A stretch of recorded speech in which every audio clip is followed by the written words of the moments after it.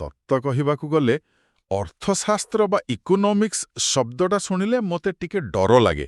ହଁ, ଅନେକ ଲୋକଙ୍କୁ ଲାଗେ। ମନକୁ ଆସେ ବଡ଼ ବଡ଼ ଗ୍ରାଫ୍, ଜଟିଳ ସମୀକରଣ, ସେୟାର ବଜାର ଉଠାପଟା। ଲାଗେ ଯେମିତି ଏସବୁ ଆମ ଭଳି ସାଧାରଣ ଲୋକଙ୍କ ପାଇଁ ନୁହେଁ। କିନ୍ତୁ ପ୍ରକୃତ କଥାଟା ପୂରା ଅଲଗା। ହଁ, ମୁଁ ଯେତେବେଳେ ବିଷୟରେ ଟିକେ ପଢ଼ିଲି, ମୁଁ ବୁଝିଲି ଯେ ଏହାର ମୂଳ କଥାଟା ଆମ ଦୈନନ୍ଦିନ ଜୀବନ ସହ ବହୁତ ବେଶି ଜଡ଼ିତ। ଆମେ କ'ଣ କିଣିବୁ, କୁଆଡ଼େ ଯିବୁ, ସବୁଥିରେ ଅର୍ଥଶାସ୍ତ୍ର। ତେଣୁ ଆଜି ଆମେ ଏହି ବିଷୟର ଗଭୀରତାକୁ ଯିବା। ଆମ ପାଖରେ ଥିବା କିଛି ଉତ୍ସକୁ ଆଧାର କରି ଆମେ ଏହି ଡରୁଆ ବିଷୟଟିର ମୁଖା ଖୋଲିବାକୁ ଚେଷ୍ଟା କରିବା। ଆମର ମିଶନ ହେଉଛି ଜାଣିବା ଯେ ଅର୍ଥଶାସ୍ତ୍ରର ପ୍ରକୃତ ଅର୍ଥ କ'ଣ। ଆଉ ଏହି ଯାତ୍ରା ବହୁତ ମଜାଦାର, କାରଣ ଏହା କେବଳ ତଥ୍ୟର ଯାତ୍ରା ନୁହେଁ, ଏହା ମଣିଷର ଚିନ୍ତାଧାରାର ବିବର୍ତ୍ତନର କାହାଣୀ। ହଁ, କେମିତି ଗୋଟିଏ ସରଳ ଘର ଚଳାଇବା ଧାରଣାରୁ ଆରମ୍ଭ ହୋଇ ଆଜି ଏହା ବିଶ୍ୱସ୍ତରୀୟ ନୀତି ନିର୍ଦ୍ଧାରଣର ବିଷୟ ପାଲଟିଛି। ଏକଦମ।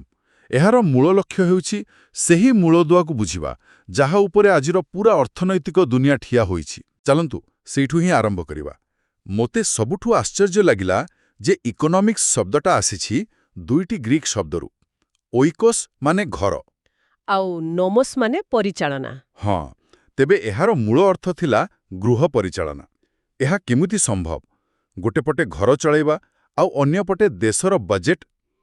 ଦେଖନ୍ତୁ, ଏହି ସରଳ ମୂଳ ଅର୍ଥ ଭିତରେ ହିଁ ପୂରା ଅର୍ଥଶାସ୍ତ୍ରର ରହସ୍ୟ ଲୁଚି ରହିଛି। ଗୋଟିଏ ପରିବାର କଥା ଭାବନ୍ତୁ। ହଁ, ପରିବାରର ଆୟ ସୀମିତ। ଧରନ୍ତୁ ମାସକୁ କିଛି ଟଙ୍କା, କିନ୍ତୁ ଆବଶ୍ୟକତା ତାହା ଅସୀମ। ଘର ଭଡ଼ା, ଖାଇବା, ପିଲାଙ୍କ ପାଠପଢ଼ା, ଡାକ୍ତର ଖର୍ଚ୍ଚ। ଆଉ ତା ସାଙ୍ଗକୁ ନୂଆ ଫ୍ରିଜ୍ କିଣିବାର ଇଚ୍ଛା, ବୁଲିଯିବାର ଇଚ୍ଛା। ଏକଦମ। ତେଣୁ ପରିବାରର ମୁଖିଆ କ'ଣ କରନ୍ତି? ସେମାନେ ବାଛନ୍ତି କେଉଁଟା ଅଧିକ ଜରୁରୀ, କେଉଁଟା ପରେ କଲେ ଚଳିବ। ଏହି ଯେଉଁ ସୀମିତ ସମ୍ବଳ ଏବଂ ଅସୀମ ଆବଶ୍ୟକତା ଭିତରେ ସନ୍ତୁଳନ ରକ୍ଷା କରି ଚୟନ କରିବାର କଳା, ତାହା ହିଁ ହେଉଛି ଅର୍ଥଶାସ୍ତ୍ରର ମୂଳ। ଆଚ୍ଛା। ଏବେ ଏହି ସମାନ ସିଦ୍ଧାନ୍ତକୁ ପୂରା ଦେଶ ଉପରେ ଲାଗୁ କରନ୍ତୁ। ଦେଶ ପାଖରେ ବି ସମ୍ବଳ ସୀମିତ, କିନ୍ତୁ ଆବଶ୍ୟକତା ଅସୀମ। ରାସ୍ତା, ସ୍କୁଲ, ହସ୍ପିଟାଲ। ତେଣୁ ସରକାରଙ୍କ ମଧ୍ୟ ସେହି ପରିବାରର ମୁଖିଆଙ୍କ ଭଳି ଚୟନ କରିବାକୁ ପଡ଼େ। ବାସ୍, ମୂଳ ସମସ୍ୟାଟି ସମାନ। ଅଭାବ ବା ସ୍କାର୍ସିଟି। କେବଳ ଖେଳର ପଡ଼ିଆଟା ଘରୁ ବଦଳି ଦେଶ ହୋଇଯାଇଛି। ବାଃ, ଏବେ ପୂରା ସ୍ପଷ୍ଟ ହୋଇଗଲା। ତବେ ଯେତେବେଳେ ଏହି ଛୋଟ ଧାରଣା ଏତେ ବଡ଼ ହେଲା, ନିଶ୍ଚୟ ଏହାର ସଂଜ୍ଞା ବି ବଦଳିଥିବ। ମୁଁ ଯେତିକି ବୁଝିଛି, ଏହାର କାହାଣୀ ଆରମ୍ଭ ହୁଏ ଆଡମ୍ ସ୍ମିଥଙ୍କଠାରୁ। ହଁ, ଆଧୁନିକ ଅର୍ଥଶାସ୍ତ୍ରର ଜନକ। ସେ କହିଥିଲେ, ଅର୍ଥଶାସ୍ତ୍ର ହେଉଛି ସମ୍ପଦର ବିଜ୍ଞାନ। ଏହା ଶୁଣିବାକୁ ବହୁତ ସିଧାସଳଖ ଲାଗୁଛି। ହଁ, ସେତେବେଳେ ଶିଳ୍ପ ବିପ୍ଳବର ସମୟ ଥିଲା। ଦେଶଗୁଡ଼ିକ କିପରି ଅଧିକରୁ ଅଧିକ ସମ୍ପଦ ସୃଷ୍ଟି କରିପାରିବେ, ତାହା ହିଁ ମୁଖ୍ୟ ଚିନ୍ତା ଥିଲା। ତେଣୁ ସେମାନେ ସମ୍ପଦର ଉତ୍ପାଦନ, ବଣ୍ଟନ ଏବଂ ସଂଗ୍ରହ ଉପରେ ହିଁ ଧ୍ୟାନ ଦେଉଥିଲେ। କିନ୍ତୁ ଏହା ଟିକେ ଶୁଖିଲା ଲାଗୁନି କି? କେବଳ ଟଙ୍କା, ସମ୍ପତ୍ତି, ଏଥିରେ ମଣିଷ କେଉଁଠି? ଏକଦମ ଠିକ୍ ପ୍ରଶ୍ନ। ଆଉ ଏହି ପ୍ରଶ୍ନଟି ହିଁ ସ୍ମିଥଙ୍କ ସଂଜ୍ଞାର ସବୁଠାରୁ ବଡ଼ ସମାଲୋଚନା ଥିଲା। ଲୋକେ କହିଲେ, ଆପଣମାନେ ସମ୍ପଦକୁ ହିଁ ସବୁକିଛି ବନେଇ ଦେଇଛନ୍ତି, କିନ୍ତୁ ସମ୍ପଦ ତ ଗୋଟେ ମାଧ୍ୟମ ମାତ୍ର, ଲକ୍ଷ୍ୟ ନୁହେଁ। ଲକ୍ଷ୍ୟ ହେଉଛି ମଣିଷର କଲ୍ୟାଣ, ତାର ସୁଖ। ହଁ, ଏହି ଚିନ୍ତାଧାରା ହିଁ ପରବର୍ତ୍ତୀ ପିଢ଼ିର ଅର୍ଥନୀତିଜ୍ଞଙ୍କୁ ରାସ୍ତା ଦେଖାଇଲା। ଆଉ ସେଇଠି ବୋଧେ ଆଲଫ୍ରେଡ୍ ମାର୍ଶାଲଙ୍କର ପ୍ରବେଶ ହେଲା। ସେ କହିଲେ, ଅର୍ଥଶାସ୍ତ୍ର ମଣିଷର ସାଧାରଣ ଜୀବନଶୈଳୀର ଅଧ୍ୟୟନ କରେ। ନିଶ୍ଚିତ ଭାବରେ ମାର୍ଶାଲ ପ୍ରଥମ ଥର ପାଇଁ ସମ୍ପଦକୁ ମଣିଷ ସହିତ ଯୋଡ଼ିଲେ। ସେ କହିଲେ, ସମ୍ପଦ ଗୁରୁତ୍ୱପୂର୍ଣ୍ଣ, କିନ୍ତୁ କାହିଁକି? କାରଣ ଏହା ମଣିଷକୁ ଭଲ ଜୀବନଶୈଳୀ ଦେବାରେ ସାହାଯ୍ୟ କରେ। ଏହା ଏକ ବହୁତ ବଡ଼ ପରିବର୍ତ୍ତନ ଥିଲା। ଠିକ୍ ଅଛି, ଏହା ଏକ ଭଲ ପଦକ୍ଷେପ ଥିଲା। କିନ୍ତୁ କଲ୍ୟାଣ ଶବ୍ଦଟା ବି ତ ଟିକେ ଅସ୍ପଷ୍ଟ ଲାଗୁଛି। ଆଉ ଡାକ୍ତର କିମ୍ବା ଶିକ୍ଷକଙ୍କ ସେବା, ତାକୁ କ'ଣ ଆମେ ସମ୍ପୂର୍ଣ୍ଣ ଭାବେ ଟଙ୍କାରେ ମାପିପାରିବା? ବାଃ, ଆପଣ ସେହି ମୂଳ ପ୍ରଶ୍ନରେ ପହଞ୍ଚିଗଲେ, ଯାହା ଅର୍ଥଶାସ୍ତ୍ରକୁ ପୁଣି ଥରେ ବଦଳି ଦେଲା। ମାର୍ଶାଲଙ୍କର ସମାଲୋଚକମାନେ କହିଲେ ଯେ ସେ କେବଳ ଭୌତିକ କଲ୍ୟାଣ ଉପରେ ଧ୍ୟାନ ଦେଉଛନ୍ତି, କିନ୍ତୁ ସ୍ୱାସ୍ଥ୍ୟ, ଶିକ୍ଷା ଭଳି ଅଣଭୌତିକ ଜିନିଷର କ'ଣ ହେବ? ଏହି ଦ୍ୱନ୍ଦ୍ୱ ଭିତରୁ ହିଁ ବିଂଶ ଶତାବ୍ଦୀର ସବୁଠାରୁ ପ୍ରଭାବଶାଳୀ ସଂଜ୍ଞାଟି ଜନ୍ମ ନେଲା, ଲିଓନେଲ ରବିନସନଙ୍କ ଦ୍ୱାରା। ତାଙ୍କର ଅଭାବର ସଂଜ୍ଞା। ସେ କହିଥିଲେ, ଅର୍ଥଶାସ୍ତ୍ର ହେଉଛି ସେହି ବିଜ୍ଞାନ ଯାହା ଅସୀମ ଆବଶ୍ୟକତା ଏବଂ ବିକଳ୍ପ ବ୍ୟବହାର ଥିବା ସୀମିତ ସମ୍ବଳ ମଧ୍ୟରେ ମାନବିକ ଆଚରଣର ଅଧ୍ୟୟନ କରେ। ଏହାକୁ ଟିକେ ସରଳ କରିବା। ଏହାକୁ ଭାଙ୍ଗିଦେଲେ ଏହା ବହୁତ ସରଳ। ରବିନ୍ସ କହିଲେ, ସମ୍ପଦ ବା କଲ୍ୟାଣକୁ ଭୁଲିଯାଅ, ମୂଳ ସମସ୍ୟାକୁ ଦେଖ। କ'ଣ ସେ ସମସ୍ୟା? ସମସ୍ୟାଟି 3ଟି ଜିନିଷକୁ ନେଇ ଗଠିତ। 1. ଆମର ଇଚ୍ଛା ଅସୀମ। 2. ତାକୁ ପୂରଣ କରିବା ପାଇଁ ସମ୍ବଳ ସୀମିତ। ଯେମିତିକି ସମୟ, ଟଙ୍କା, ଶକ୍ତି। ଠିକ୍। ଆଉ 3. ସେହି ସୀମିତ ସମ୍ବଳର ଏକାଧିକ ବ୍ୟବହାର ଅଛି। ଉଦାହରଣ ସ୍ୱରୂପ, ଆପଣଙ୍କ ପାଖରେ 2 ଘଣ୍ଟା ସମୟ ଅଛି। ଏଠିରେ ଆପଣ ବହି ପଢ଼ିପାରିବେ, ଫିଲ୍ମ ଦେଖିପାରିବେ କିମ୍ବା ଶୋଇପାରିବେ। ଆପଣଙ୍କୁ ବାଛିବାକୁ ପଡ଼ିବ।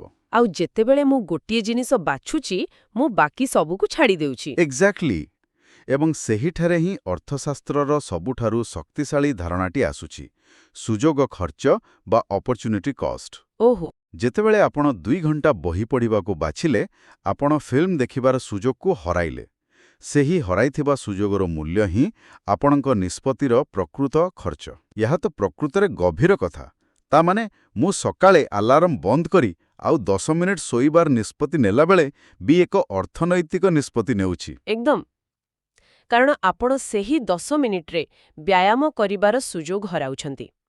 ଏହାପରେ ପଲ୍ ସ୍ୟାମ୍ୟୁଏଲସନ୍ଙ୍କ ଭଳି ଅର୍ଥନୀତିଜ୍ଞମାନେ ଏଠିରେ ଅଭିବୃଦ୍ଧିର ଧାରଣା ଯୋଡ଼ିଲେ। ଆଚ୍ଛା। ତେଣୁ ଆଧୁନିକ ସଂଜ୍ଞାଟି ହେଉଛି, ଅର୍ଥଶାସ୍ତ୍ର ହେଉଛି ଅଭାବର ପରିସ୍ଥିତିରେ ଚୟନ କରିବାର ଅଧ୍ୟୟନ, ଯାହାର ଉଦ୍ଦେଶ୍ୟ ହେଉଛି ବର୍ତ୍ତମାନର କଲ୍ୟାଣ ଏବଂ ଭବିଷ୍ୟତର ଅଭିବୃଦ୍ଧି। ଠିକ୍ ଅଛି। ଏହି ସଂଜ୍ଞାର ଯାତ୍ରା ବହୁତ ରୋଚକ ଥିଲା। କିନ୍ତୁ ମୋ ମନରେ ଆଉ ଗୋଟେ ଦ୍ୱନ୍ଦ୍ୱ ଅଛି। ଅର୍ଥଶାସ୍ତ୍ର ପ୍ରକୃତରେ କ'ଣ, ବିଜ୍ଞାନ ନା କଳା? ଏହା ଏକ ଚମତ୍କାର ପ୍ରଶ୍ନ। ଆଉ ଏହାର ଉତ୍ତର ହେଉଛି, ଏହା ଉଭୟ। କେମିତି?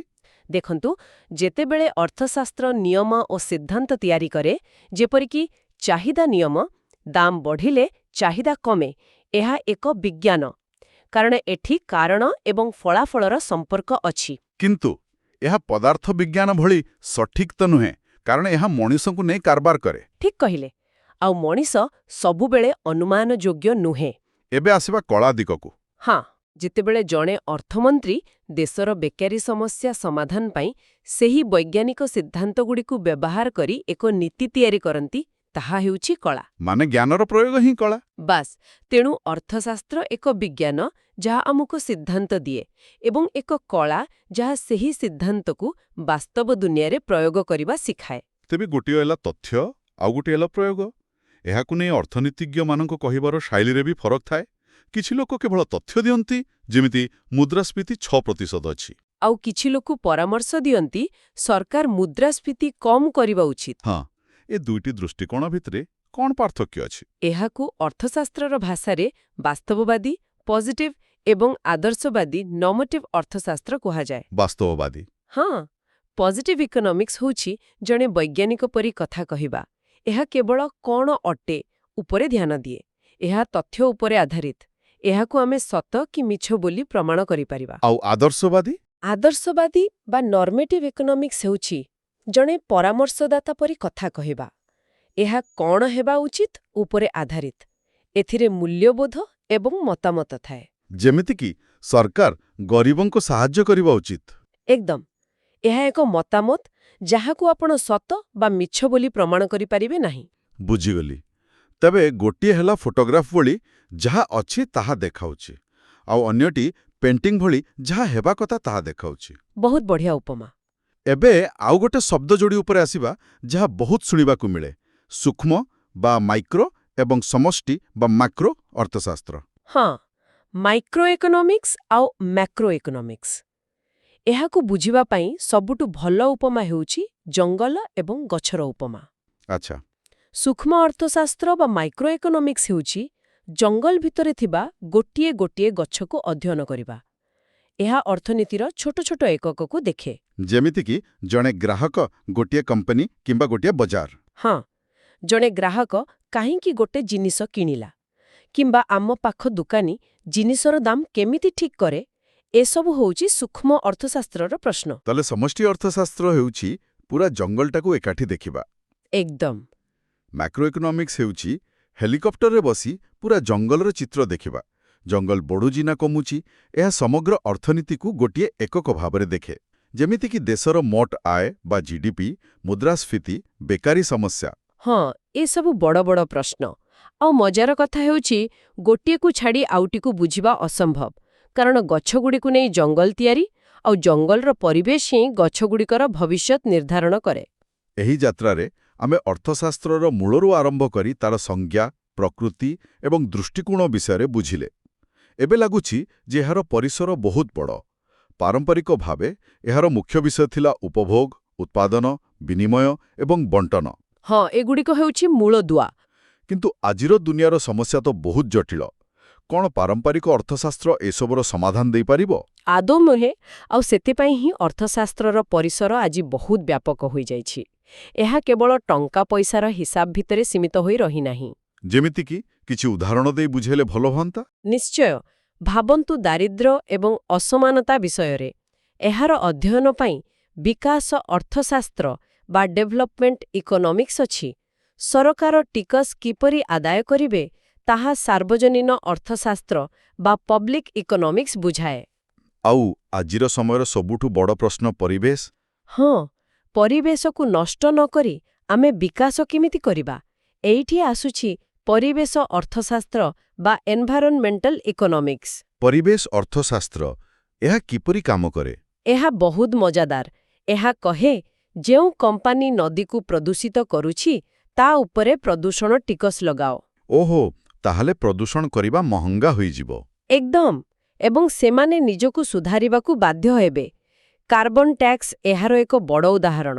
ଏହା ଦର୍ଶାଉଛି ଅର୍ଥଶାସ୍ତ୍ର କେମିତି ଆମର ଜଳୁଥିବା ସମସ୍ୟାର ସମାଧାନ ବାହାର କରିବାକୁ ଚେଷ୍ଟା କରୁଛି। ତେବେ ଆଜିର ଆଲୋଚନାରୁ ଏହା ସ୍ପଷ୍ଟ ଯେ ଅର୍ଥଶାସ୍ତ୍ର ଆଉ ସେହି ଡରୁଆ ଜଟିଳ ବିଷୟ ହୋଇ ରହିନାହିଁ। ନା, ଆଦୌ ନୁହେଁ। ଏହା ବୃହ ପରିଚାଳନାରୁ ଆରମ୍ଭ ହୋଇ ଆଜି ଜଳବାୟୁ ପରିବର୍ତ୍ତନର ମୁକାବିଲା କରିବା ପର୍ଯ୍ୟନ୍ତ ବ୍ୟାପିଛି। ଏହା ଏକା ସାଙ୍ଗରେ ବିଜ୍ଞାନ ଓ କଳା, ଏବଂ ଏହା ଉଭୟ ଗଛ ଏବଂ ଜଙ୍ଗଲକୁ ଦେଖିବାର ଦୃଷ୍ଟି ଦିଏ। ଏକଦମ। ଆଉ ଯଦି ଆମେ ଆଜିର ଆଲୋଚନାରୁ ଗୋଟିଏ ମାତ୍ର କଥା ମନେ ରଖିବା, ତାହା ହେଉଛି ଅର୍ଥଶାସ୍ତ୍ରର ମୂଳରେ ସବୁବେଳେ ଦୁଇଟି ଶବ୍ଦ ରହିଛି, ଅଭାବ ଏବଂ ଚୟନ। ସ୍କାର୍ସିଟି ଆଣ୍ଡ ଚଏସ୍। ହଁ, ଆମ ପାଖରେ ସବୁକିଛି ସୀମିତ, କିନ୍ତୁ ଆମର ଇଚ୍ଛା ଅସୀମ।